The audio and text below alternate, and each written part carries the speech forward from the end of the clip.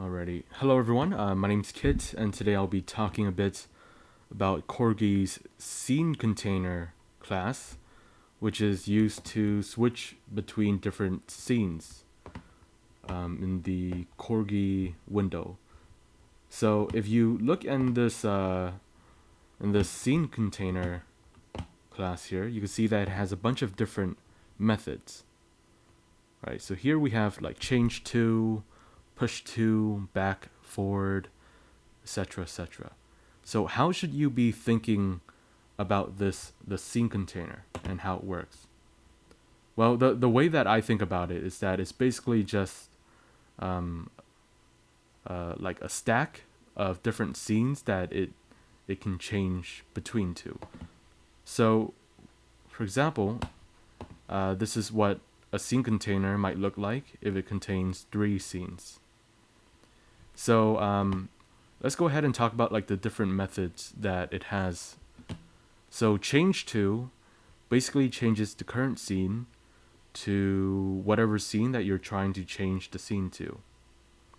So in this case, I can go from the map viewer to the game scene. What happens is that it replaces the current element in the stack, or like the topmost element, with whatever scene that you want to switch it to. We also have something called pushTo, which will push another scene on top of whatever is currently on the stack, and then switch to that scene. Then finally we have this thing called back. So back just basically like pops off whatever element or scene is in the top of the stack, and then switches back to the previous scene. So in my game, let me just show you a bit of an example here.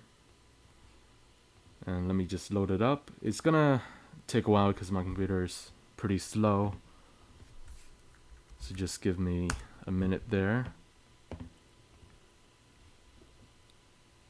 Okay, so it's loading. And then the first scene that is going to load into is called the Golden's viewer scene. Alright, so this is the Golden's viewer scene, which is this one right here.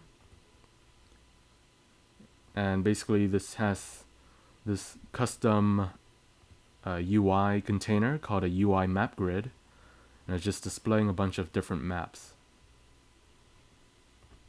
Okay, so for each of these maps, you can click the play button here.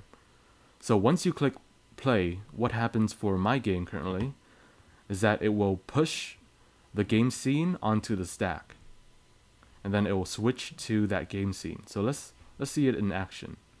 So we click play here.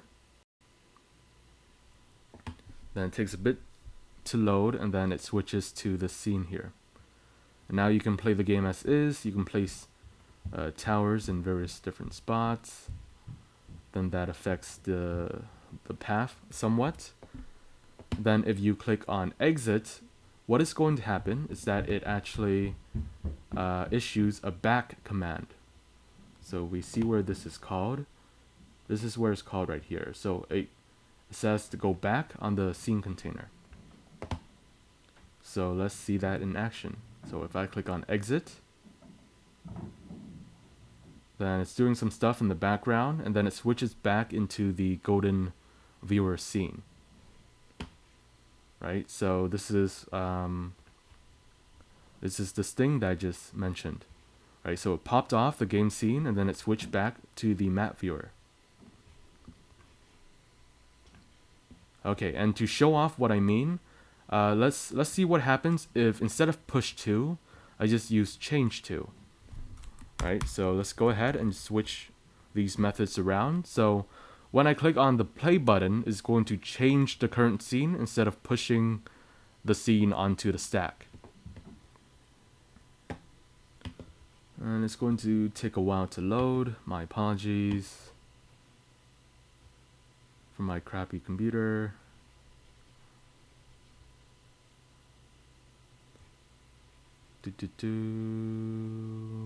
Okay, cool, so loaded. Alright, so now I'm going to click on play. And then once I click on play, it's going to issue this changeTo command right here. that we see. Alright, so play. And as suspected, that works just fine. Alright, so that works great. Now the issue is that when we click on exit, it's going to go back. But then the scene, like if you look at the stack, what happens is that the stack only has this game scene right here. So once we push it off, then we're just left with no scenes. It's just going to be empty. So let's show off that. So if I click on exit, you see that it pops the current scene off. And yeah, it just shows a blank screen because there's no other scenes in the stack. Right.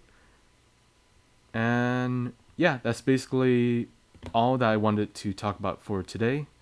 Hopefully that helped people's understanding of how the scene container somewhat works.